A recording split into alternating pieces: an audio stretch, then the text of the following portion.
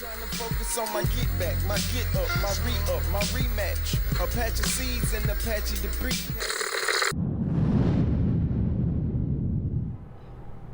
Tavion all met. Kobe was killed by gang violence.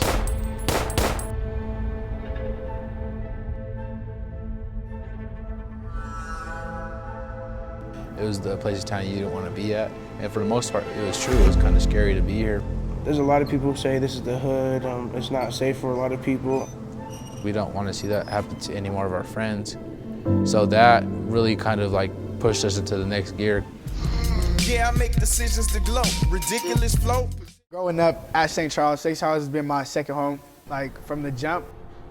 These kids, we didn't have to push them. Our work focuses on abandoned industrial properties. We are still very much a part of the gentrification that happens with growth and development. Profiling, racial profiling was a big thing for minorities. The fact that we were listened to, we were heard, because I don't really consider everybody family, and that's I feel comfortable around you. And we were planning in the near future at that time, 2 years ago, to do a community project in 5 Points. And I told him point blank at that moment, I want that job.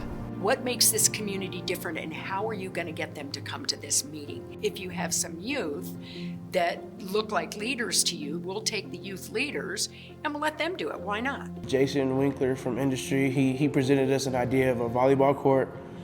And I think we were kind of iffy about it. And we told them, can we have a new park? And instead of being like, no, we want the sand volleyball court, they're like, okay.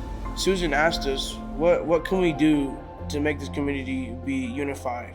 So we thought of a community meeting, our first ever community meeting, to where the community has their voice in what they want in our community. We worked every Monday from 2 to 3 hours for 10 or 11 weeks to prepare. We had to be there, and if we wanted this to actually get done, we needed to get it done. Yeah, I make decisions to glow. Ridiculous flow. It never matters what you say. It only matters what you do. Until we were there for them, they weren't going to believe it.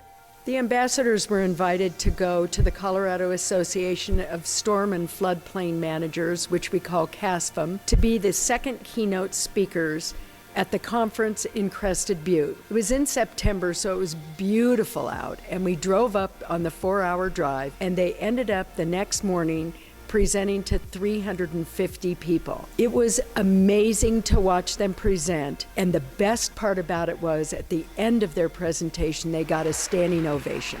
It was really dope to see that many people actually listen to our story, and it really empowered me to show kids that their voice actually matters in their community, and that you can actually, when I was speaking, I felt like I could actually make change in the community and people would actually listen to me. The conversation started with Susan talking about if this is gonna be our last steps, once the park is finished, are we done with the program? And the conversation came up and I was like, no, I don't want this to end. I'm enjoying this right now. We put time and effort into this, so why stop here? Reaching out to other communities and actually making this go bigger than just staying in Colorado, making it go worldwide. I believe that what people fail to realize about becoming an ambassador is that it's a huge commitment. You have to be determined, dedicated, and very passionate about the cause to make change. And that is why I personally wanted to become an ambassador. And I'm a firm believer that me and my team are only going up from here. Why I wanted to become a junior ambassador was to find my voice.